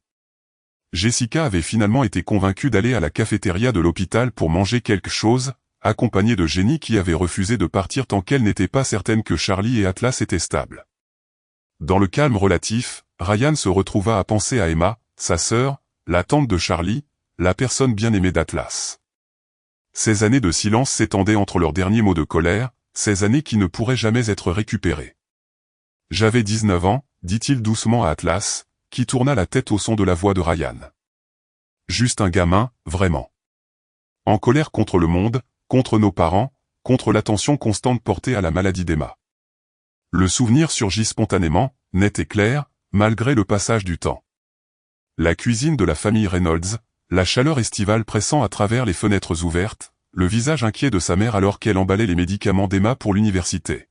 « Tu as assez de provisions pour le premier mois ?» s'inquiétait Margaret Reynolds, vérifiant les conteneurs étiquetés pour la 3e fois. « Et tu iras directement au centre de santé de l'université à ton arrivée pour établir ton calendrier de surveillance. » Emma, 18 ans et rayonnante d'enthousiasme à l'idée de commencer ses études de médecine à Northwestern, acquiesça patiemment. « Oui, maman, j'ai tout organisé. Ma colocataire est au courant de ma maladie et j'ai déjà contacté le bureau des services aux personnes handicapées. » Leur père entra, portant une autre boîte des affaires d'Emma à charger dans la voiture. « L'important est que tu prennes soin de toi, » dit-il, sa voix rauque d'émotion, qu'il affichait rarement. « Tes études passent après ta santé. » Ryan avait regardé depuis la porte, le ressentiment grandissant dans sa poitrine. À 19 ans, il travaillait dans un garage local depuis 1 an après avoir obtenu son diplôme d'études secondaires, économisant de l'argent pour les cours de collège communautaire, tandis que ses parents concentraient toutes leurs ressources sur l'éducation d'Emma. « Qu'en est-il des cours de Ryan cet automne ?» avait demandé Emma, toujours celle qui remarquait quand il se sentait négligé. « Es-tu prêt pour l'inscription ?»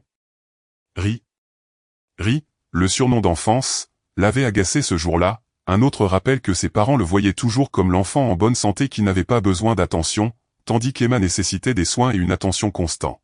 « Ne t'inquiète pas pour moi, » avait-il répondu plus sèchement qu'il ne l'avait prévu. « J'ai l'habitude de me débrouiller seul. » Sa mère avait levé les yeux, la douleur transparaissant sur son visage.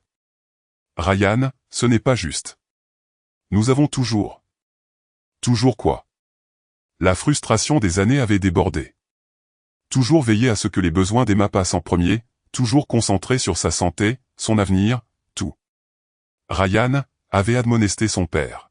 « Tu sais que la maladie de ta sœur nécessite une attention particulière. »« Je sais que je pourrais aussi bien ne pas exister dans cette famille, » avait-il rétorqué.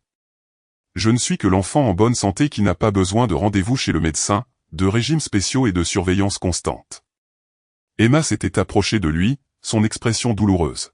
« Ce n'est pas vrai, Ryan. Maman et papa t'aiment tout autant. »« Épargne-moi ça, » avait-il interrompu. « Je m'en vais de toute façon. J'ai été accepté pour cet apprentissage à Seattle. Je pars la semaine prochaine. » Le choc sur leur visage lui avait procuré une satisfaction momentanée, rapidement remplacée par la culpabilité devant les larmes d'Emma. « Tu ne peux pas simplement fuir les problèmes. » Riri, avait-elle dit, sa voix se brisant. « Tu dois les affronter. Nous sommes une famille. »« Plus maintenant, » avait-il répondu, les mots traversant la cuisine comme du verre. « J'en ai assez d'être la chose à laquelle on pense après coup dans cette famille. » Il était sorti alors, ignorant les supplications de sa mère de revenir et d'en discuter. 2 jours plus tard, il était parti pour Seattle avec rien d'autre qu'un sac de voyage de vêtements et sa boîte à outils, changeant son nom de famille en Bennett, le nom de jeune fille de sa mère, et coupant tous les liens avec la famille Reynolds. Atlas gémit doucement, ramenant Ryan au présent. Le chien s'était rapproché, reposant sa tête sur le genou de Ryan comme s'il ressentait sa détresse. « Je ne l'ai même jamais appelé », confessa Ryan, sa voix à peine audible dans l'unité de soins intensifs néonatale silencieuse. « Ni pour les anniversaires, ni pour les fêtes. Rien. J'étais tellement déterminé à prouver que je pouvais m'en sortir seul, tellement têtu à l'idée de ne pas avoir besoin de ma famille. » Il déglutit difficilement. « Et maintenant, elle est partie et tout ce que j'ai, ce sont des regrets. » Le docteur Harmon s'approcha doucement, son presse-papier coincé sous un bras. « Monsieur Bennett, » dit-elle, son accent du sud plus doux qu'il ne l'avait encore entendu. « Je voulais vous faire savoir que nous avons confirmé le diagnostic. Charlie a la même combinaison rare de troubles que votre sœur avait, un déficit en MACAD compliqué par un déficit en transport de carnitine. » Ryan acquiesça, ne se fiant pas à lui-même pour parler. « C'est extrêmement rare, » continua le docteur Harmon. « Les tests génétiques montrent qu'il a hérité du gène variant MACAD de vous et du déficit en transport de carnitine de votre femme. Les recherches de votre sœur. » Elle fit une pause, choisissant ses mots avec soin. « Étaient profondément personnelles. Elle travaillait à améliorer la détection et le traitement de la maladie même dont elle souffrait. Et maintenant, cette recherche a sauvé mon fils, » dit Ryan, sa voix se brisant. « Le fils qu'elle n'a jamais su exister, le neveu qu'elle n'a jamais eu l'occasion de rencontrer. Le docteur Harmon posa brièvement une main sur l'épaule de Ryan, un geste étonnamment humain de la part du médecin habituellement formel. Votre sœur a fait une différence, monsieur Bennett. Son travail avec Atlas a créé un système de détection que notre technologie ne pouvait égaler. Elle est peut-être partie, mais son héritage continue. Après le départ du docteur Harmon, Jessica revint, paraissant légèrement mieux après avoir mangé et bu quelque chose. Elle s'assit à côté de Ryan, prenant sa main. Jenny m'en a dit plus sur Emma, dit-elle doucement. Elle m'a montré des photos. Jessica fouilla dans sa poche et sortit son téléphone, ouvrant une photo que Jenny lui avait envoyée. Regarde. Ryan se retrouva à fixer une image d'Emma, sa sœur, adulte, ses cheveux blonds attachés en queue de cheval, riant avec Atlas à ses côtés dans ce qui semblait être un parc. Elle avait l'air heureuse, confiante, belle, une femme qu'il ne s'était jamais donné la chance de connaître. Elle te ressemble, observa Jessica. Le même sourire, les mêmes yeux. Ryan ne put qu'acquiescer, les larmes le menaçant à nouveau. Jenny dit qu'Emma ne s'est jamais mariée, n'a jamais eu d'enfant, mais elle était aimée ici, Ryan, par ses collègues, par ses patients et leurs familles, par Atlas. Jessica lui serra la main. Elle s'est construit une bonne vie sans moi. Ryan prononça ces mots, lourds de regret. Mais elle est dans la vie de Charlie maintenant, rétorqua Jessica doucement. Ses recherches, son chien, son héritage. Ils ont sauvé notre fils. Elle fait partie de l'histoire de notre famille pour toujours. Atlas changea de position, se déplaçant pour s'asseoir entre eux, sa présence chaleureuse, un lien vivant avec Emma. Le berger allemand regarda de Ryan à Charlie et vice-versa, ses yeux intelligents semblant transmettre une compréhension des émotions compliquées remplissant l'espace entre eux. Je me demande si elle a jamais essayé de me retrouver, murmura Ryan, la question qui le hantait depuis sa découverte. Je pense que tu trouveras la réponse à cela, répondit Jessica, quand tu seras prêt à l'affronter. Ryan tendit la main pour caresser la tête d'Atlas, sentant la fourrure douce sous ses doigts, le lien tangible avec sa sœur. Je suis prêt maintenant, dit-il doucement. J'ai besoin de tout savoir. La lumière du matin filtra à travers les fenêtres de l'unité de soins intensifs néonatales, projetant de doux rayons à travers la pièce où Charlie Bennett poursuivait son rétablissement remarquable. La nuit s'était passée tranquillement, chaque heure apportant des lectures améliorées et des signes vitaux plus forts. Atlas avait maintenu sa veille, somnolent occasionnellement, mais toujours attentif à tout changement dans l'état de Charlie. Ryan avait finalement été convaincu de rentrer chez lui pour prendre une douche et se changer, laissant Jessica somnoler dans le fauteuil inclinable à côté de l'incubateur de Charlie. Il promit de revenir rapidement, sa réticence à partir étant évidente dans ses regards persistants vers son fils et le chien qu'il avait sauvé. Jenny arriva pour son quart de travail du matin, s'arrêtant au poste des infirmières pour examiner les rapports de la nuit avant de s'approcher du poste de Charlie. Son visage montrait la tension des derniers jours, mais aussi une satisfaction tranquille en constatant l'amélioration de l'état du bébé. « Tu as bien fait, Atlas » murmura-t-elle, s'accroupissant pour ébouriffer les oreilles du berger. Emma serait si fière. À la mention du nom d'Emma, la queue d'Atlas frappa une fois le sol, ses yeux alertes et attentifs. « Je sais, mon ami, elle me manque aussi. » Jenny se tenait debout, vérifiant les moniteurs de Charlie. Son taux de déficit. Ces chiffres sont excellents ce matin. Le protocole de traitement fonctionne parfaitement. Jessica bougea dans le fauteuil inclinable, clignant des yeux, somnolente. Des changements? Tout positif, lui assura Jenny. Le docteur Cooper fera sa tournée bientôt, mais je m'attends à ce qu'il soit très satisfait des progrès de Charlie. Jessica acquiesça, le soulagement évident dans son expression alors qu'elle se penchait pour regarder son fils. Merci, Jenny, pour tout, d'avoir amené Atlas ici, d'avoir cru en ce qu'il essayait de nous dire. Le sourire de Jenny était teinté de tristesse. Emma a toujours cru que les animaux avaient des connaissances auxquelles nous ne pouvions accéder avec notre technologie. J'aimerais juste qu'elle puisse voir à quel point elle avait raison. La conversation s'arrêta lorsque le docteur Harmon entra dans l'unité de soins intensifs néonatales. Son collier de perles habituel était complété par une petite broche en argent sur son revers, quelque chose que Jessica n'avait pas remarqué auparavant. « Bonjour », les salua le docteur Harmon, sa formalité habituelle légèrement adoucie. « J'ai examiné les graphiques de Charlie pendant la nuit.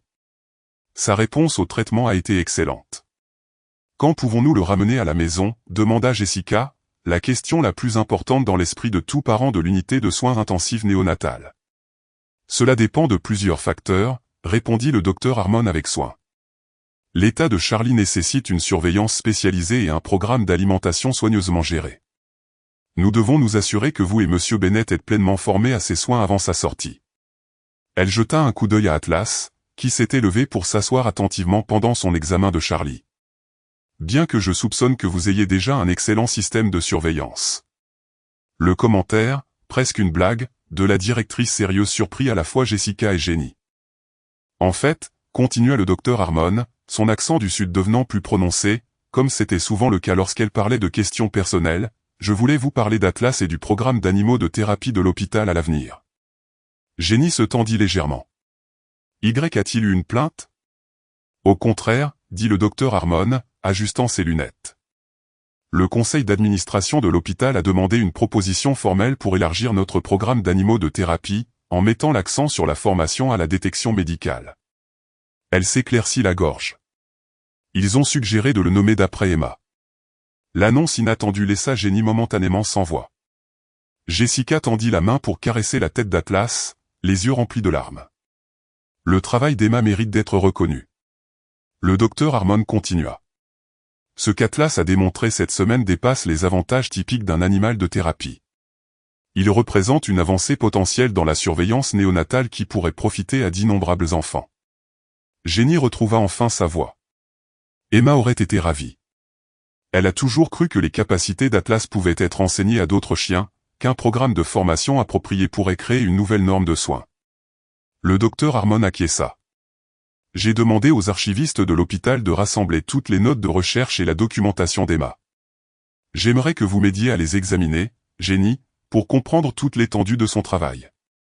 Alors qu'elle discutait des aspects pratiques du programme proposé, Ryan revint, ses cheveux encore humides de sa douche, portant une boîte en carton qu'il posa soigneusement sur le sol près de la chaise de Jessica. « Qu'est-ce que c'est » demanda Jessica, remarquant son expression solennelle. « Les journaux d'Emma » répondit Ryan doucement. Jenny m'a dit où vivait Emma. Sa propriétaire avait encore ses affaires en stockage. Il déglutit difficilement. Elle a reconnu mon nom, a dit qu'Emma avait mentionné avoir un frère nommé Ryan. Jenny se rapprocha, son expression s'adoucissant. Emma n'a jamais cessé d'espérer que vous vous reconnecteriez un jour. Elle parlait de toi parfois. Les mains de Ryan tremblaient légèrement lorsqu'il ouvrit la boîte. À l'intérieur se trouvaient plusieurs journaux reliés en cuir, soigneusement étiquetés par date, ainsi que des photographies et des souvenirs personnels. Atlas s'approcha, reniflant la boîte avec un intérêt évident, sa queue remuant lentement en reconnaissance de l'odeur d'Emma. Je n'étais pas sûr de devoir prendre ses affaires, admit Ryan, mais sa propriétaire a insisté sur le fait qu'Emma aurait voulu que je les aie. Le docteur Harmon s'excusa, avec tact, mentionnant des tournées dans une autre unité, laissant les 3 plus Atlas avec les vestiges tangibles de la vie d'Emma. Ryan souleva le journal le plus récent, l'ouvrant avec soin. L'écriture d'Emma remplissait les pages, des notes soignées et précises sur ses recherches avec Atlas, entrecoupées de réflexions plus personnelles. Le 15 mai, lut Ryan à voix haute, sa voix tremblante.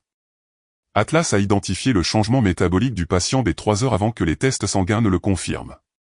La formation à la spécificité s'avère efficace. Les marqueurs olfactifs pour la combinaison MACAD sont suffisamment distincts pour qu'ils puissent les différencier du déficit en MACAD standard. Il tourna une page, puis s'arrêta, retenant son souffle. Note personnelle. J'ai vu une autre publicité de Reynolds Pharmaceuticals aujourd'hui. Ça me fait toujours penser à Ryan. Leur bureau de Chicago n'est qu'à 10 pâtés de maison de l'hôpital. Parfois, je me demande s'il pourrait y travailler, si nous pourrions nous croiser dans la rue sans le savoir. 16 ans, c'est trop long. Je devrais essayer de le retrouver. Jessica toucha son bras doucement. Elle te cherchait. Ryan acquiesça, incapable de parler pendant un moment. Il posa soigneusement le journal de côté et fouilla plus profondément dans la boîte, sortant un dossier étiqueté « Famille ». À l'intérieur se trouvaient des photographies, de vieilles photos de famille de leur enfance, des photos d'école, des rassemblements de vacances, mais aussi des articles plus récents, des impressions de recherche sur les médias sociaux, une copie d'un article de journal de Seattle mentionnant un Ryan Bennett qui avait remporté un prix régional de développement de logiciels, des notes sur divers Ryan Bennett à travers le pays. Elle me suivait, murmura Ryan, toutes ces années. Jenny acquiesça. Elle a engagé un détective privé il y a environ 2 ans. Emma était persistante. Elle croyait que les liens familiaux valaient la peine d'être défendus, peu importe le temps qui s'était écoulé. Ryan fixa les preuves des efforts déterminés de sa sœur pour le retrouver, les émotions se combattant sur son visage. Est-ce qu'elle savait? Est-ce qu'elle m'a retrouvé avant? Jenny hésita. Je ne sais pas avec certitude. Elle était très discrète sur certaines choses. Mais environ un mois avant l'accident, elle était plus heureuse que je ne l'avais vue depuis des années. Elle a dit qu'elle avait de grandes nouvelles, mais qu'elle voulait attendre que ce soit définitif avant de les partager. Atlas gémit doucement, grattant un autre journal dans la boîte, un plus ancien avec une couverture bleue décolorée. Ryan le prit, l'ouvrant là où un marque-page avait été placé. 2 novembre, l'utile, percé. Atlas a correctement identifié les 5 variantes d'échantillons dans le test à l'aveugle. Le docteur Cooper a accepté de m'aider à concevoir une étude formelle. Cela pourrait tout changer pour les bébés nés avec des troubles métaboliques comme le mien. Peut-être qu'un jour, cela pourrait même aider mes enfants, si j'ai la chance d'en avoir. La conseillère en génétique dit que les chances ne sont pas grandes étant donné mon état, mais je n'ai jamais été du genre à accepter les limitations. Jessica haleta doucement. Ryan, tu ne penses pas. Avant qu'elle ne puisse terminer sa pensée, le docteur Cooper entra, une tablette à la main, ses chaussettes de dinosaure remplacées aujourd'hui par des chaussettes représentant des stéthoscopes de dessin animé. Bonjour à tous, les salua-t-il, ses yeux allant immédiatement au moniteur de Charlie. Excellent chiffre ce matin, et notre petit combattant a l'air plus rose aujourd'hui. Il remarqua la boîte et les journaux étalés autour d'eux, son expression s'adoucissant. Ah, les recherches d'Emma. Je suis content que vous y ayez accès maintenant. Elle était méticuleuse dans sa documentation. Ryan se tenait debout, quelque chose dans sa posture suggérant un homme se préparant à des nouvelles difficiles. Docteur Cooper, est-ce que ma sœur savait qu'elle était enceinte avant l'accident? Était-ce ça, sa grande nouvelle? La question flottait dans l'air, son poids palpable. L'expression du docteur Cooper changea, la compassion remplaçant le détachement professionnel. Oui, dit-il simplement. Emma venait de recevoir la confirmation de son obstétricien la semaine avant l'accident. Compte tenu de son état de santé, la grossesse était considérée à haut risque. Mais elle était extatique, c'est le mot que j'utiliserai. Ryan se laissa tomber dans sa chaise, la dernière pièce du puzzle tragique se mettant en place. Non seulement il avait perdu sa sœur, mais aussi une nièce ou un neveu qu'il ne connaîtrait jamais. Il y a plus, continua doucement le docteur Cooper. Les tests génétiques que nous avons effectués sur Charlie pour confirmer sa variante exacte des troubles combinés ont révélé quelque chose d'inattendu. Il jeta un coup d'œil à Atlas, qui s'était déplacé pour s'asseoir à côté de Ryan, comme s'il sentait son besoin de soutien. Les marqueurs génétiques spécifiques que Charlie porte sont identiques à ceux d'Emma. Jessica se pencha en avant. Qu'est-ce que cela signifie? Cela signifie, expliqua le docteur Cooper, que Charlie n'a pas seulement hérité de maladies similaires. Il a exactement la même variante génétique qu'Emma avait. C'est remarquablement rare. En fait, hésita-t-il, choisissant ses mots avec soin, les similitudes génétiques sont suffisamment frappantes pour que nous ayons effectué des analyses comparatives supplémentaires. Dites-le, pressa Ryan, sa voix tendue. S'il vous plaît. Le docteur Cooper acquiesça. La comparaison de l'ADN montre que Charlie n'est pas seulement le neveu d'Emma. Il partage suffisamment de marqueurs génétiques pour indiquer une relation beaucoup plus étroite. En termes médicaux, les résultats suggèrent fortement qu'Emma n'était pas seulement la tante de Charlie, mais sa mère biologique. La révélation atterrit comme un coup physique. La main de Jessica vola à sa bouche, ses yeux grands ouverts de choc. Ryan semblait figé, incapable de traiter cette dernière tournure. Comment est-ce possible, réussit finalement à dire Jessica. L'expression du docteur Cooper était douce mais professionnelle. Je ne peux pas parler des circonstances, bien sûr, mais d'un point de vue médical, la preuve de l'ADN est claire. Le regard de Ryan passa du docteur Cooper à Charlie, puis à Atlas, qui s'était pressé contre la jambe de Ryan dans un geste de confort canin. Son fils, murmura-t-il. Charlie est le fils d'Emma. Atlas gémit doucement, ses yeux intelligents se déplaçant entre Ryan et le bébé, comme pour confirmer ce qu'ils venaient tous d'apprendre. Le berger allemand n'avait pas seulement protégé n'importe quel bébé. Il avait gardé l'enfant de sa personne bien-aimée, remplissant une promesse finale tacite à Emma. La révélation sur la filiation de Charlie déclencha un tourbillon d'émotions, de questions et de décisions. Les jours qui suivirent apportèrent des conversations intenses entre Ryan et Jessica, des consultations avec des travailleurs sociaux et des conseillers de l'hôpital et de longues heures passées à lire les journaux d'Emma pour trouver des indices sur ses choix et ses souhaits. Les réponses émergèrent progressivement des écrits privés d'Emma. Incapable de mener elle-même une grossesse en raison de son état de santé, Emma avait choisi la gestation pour autrui en utilisant un donneur de sperme anonyme avec des antécédents génétiques propres. Jessica, travaillant avec une agence d'adoption privée dans l'Idaho à l'époque, avait été mise en relation avec Emma par le biais d'un programme reliant les mères porteuses aux parents d'intention.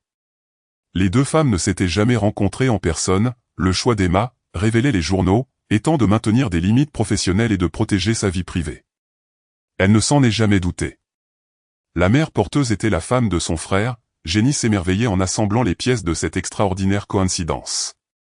Et toi, tu n'as jamais su que la mère biologique était ta sœur.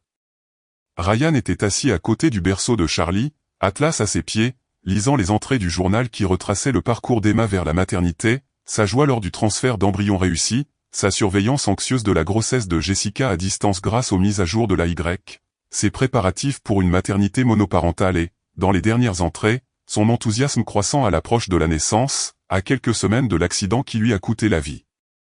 Elle avait déjà préparé une chambre d'enfant, dit Ryan, la voix pleine d'émotion. Des murs jaunes avec des animaux de la forêt. Elle avait choisi le prénom Charlie, si c'était un garçon, en hommage à notre grand-père. Jessica, qui était plus silencieuse que d'habitude, absorbée par la vérité concernant l'enfant qu'elle avait porté, prit la main de Ryan. Elle a bien choisi. Ce prénom lui va bien. La situation juridique était complexe, mais claire. Jessica était la mère biologique de Charlie, son nom figurait sur son acte de naissance. Les documents d'adoption qu'ils avaient remplis les établissaient comme les parents légaux de Charlie. La mort d'Emma avant la naissance de Charlie, bien que tragique, ne changeait pas leurs droits parentaux. Mais cela change notre façon de le considérer, dit Jessica lors d'une de leurs conversations privées dans la chapelle de l'hôpital. Concernant qui il est, d'où il vient. Ryan acquiesça, les yeux rougis par le manque de sommeil et les nombreuses larmes. Il reste notre fils, mais il est aussi une partie d'Emma qui a survécu, la seule partie d'elle qui reste. Pas la seule partie, corrigea Jessica doucement. Il y a Atlas aussi, et ses recherches, et maintenant tu as ses journaux, ses souvenirs. Atlas était devenu une présence silencieuse et constante durant ces jours chargés d'émotions, se déplaçant entre le berceau de Charlie et Ryan, comme s'il assumait une double responsabilité envers le fils d'Emma et le frère d'Emma. Sa vigilance remarquable ne faiblissait jamais, bien que son comportement se soit calmé à mesure que l'état de Charlie se stabilisait grâce au traitement approprié. Le 5e jour après la crise de Charlie, le docteur Cooper réunit Ryan, Jessica, Jenny et le docteur Harmon pour une consultation formelle concernant les soins futurs de Charlie. Charlie répond exceptionnellement bien au traitement, commença-t-il, d'un ton positif mais mesuré. Ses marqueurs métaboliques se sont stabilisés et son développement général semble être sur la bonne voie, malgré sa naissance prématurée. Quand pourrons-nous le ramener à la maison, demanda Ryan, posant la question qui était au premier plan de leurs préoccupations. Je pense que Charlie sera prêt à sortir dans la semaine, répondit le docteur Cooper, suscitant un soupir de soulagement des deux parents. Cependant, son état nécessitera des soins spécialisés. Vous aurez besoin d'une formation concernant son régime alimentaire, son programme de médication et les protocoles d'urgence. Le docteur Harmon s'avança, sa formalité habituelle adoucie par les événements des derniers jours. Northwestern Memorial aimerait vous offrir un soutien complet grâce à notre nouveau programme familial pour les troubles métaboliques. Elle s'éclaircit la gorge. Le programme Emma Reynolds, comme il sera connu. L'expression de Ryan trahissait la surprise, puis la gratitude. Merci, Emma aurait été honorée. De plus, continua le docteur Harmon, nous avons discuté de l'avenir d'Atlas. Elle jeta un coup d'œil au berger allemand qui était assis attentivement à côté de Jenny. Normalement, les animaux d'assistance ayant sa formation spécialisée resteraient à l'hôpital ou dans l'établissement médical, mais compte tenu des circonstances uniques, Jenny reprit là où le docteur Harmon s'était interrompu. Atlas a créé un lien extraordinaire avec Charlie et avec toi, Ryan. En toutes mes années de travail avec les animaux de thérapie, je n'ai jamais rien vu de tel. Jessica se pencha en avant, l'espoir évident dans son expression. Êtes-vous en train de suggérer ce que je crois comprendre? Le docteur Cooper sourit. Nous pensons qu'Atlas devrait rentrer à la maison avec Charlie, avec vous. » Cette simple déclaration fit monter de nouvelles larmes aux yeux de Ryan. Il regarda Atlas, qui s'était levé au changement de ton émotionnel et qui maintenant le regardait attentivement. « Est-ce que ce serait permis ?» demanda Ryan, la voix à peine assurée. « Légalement, je veux dire. » Le testament d'Emma était clair, expliqua Jenny. Elle a prévu des dispositions pour les soins d'Atlas, avec des instructions spécifiques selon lesquelles il devrait aller là où il serait le plus nécessaire et le plus valorisé. Compte tenu de ce dont nous avons été témoins ces derniers jours, je crois que le choix est évident. Atlas, comme s'il comprenait la signification de la conversation, s'avança pour poser sa tête sur le genou de Ryan, le regardant avec ses yeux marrons intelligents qui semblaient contenir l'esprit d'Emma. « Il y aura des papiers à remplir, bien sûr, » ajouta le docteur Harmon, sa nature pratique reprenant le dessus. « Et vous aurez besoin d'une formation concernant les soins et les ordres d'Atlas. Mais du point de vue de l'hôpital, nous soutenons pleinement cet arrangement. » La dernière semaine du séjour de Charlie à l'hôpital se déroula dans un tourbillon de préparatifs, formation médicale pour Ryan et Jessica, rénovation pour rendre leur maison adaptée aux besoins spécifiques de Charlie et séance avec Jenny pour apprendre les ordres et les exigences de soins d'Atlas. À travers tout cela, Atlas resta la présence constante reliant le passé au présent, Emma à Charlie, la perte à de nouveaux départs. Le berger allemand semblait comprendre que sa mission avait évolué, que son but s'était étendu au-delà de ce pourquoi Emma l'avait initialement formé. Le matin de la sortie de Charlie, une petite cérémonie eut lieu dans l'atrium de l'hôpital.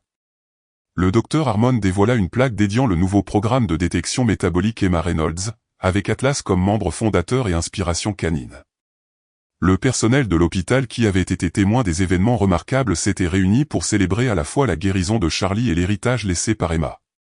Emma croyait au pouvoir de la connexion, déclara le docteur Cooper lors de ses brèves remarques, entre les humains et les animaux, entre la science médicale et les soins intuitifs, entre les membres de la famille, même séparés par le temps ou la distance. Son travail continuera à forger ces connexions pendant des années.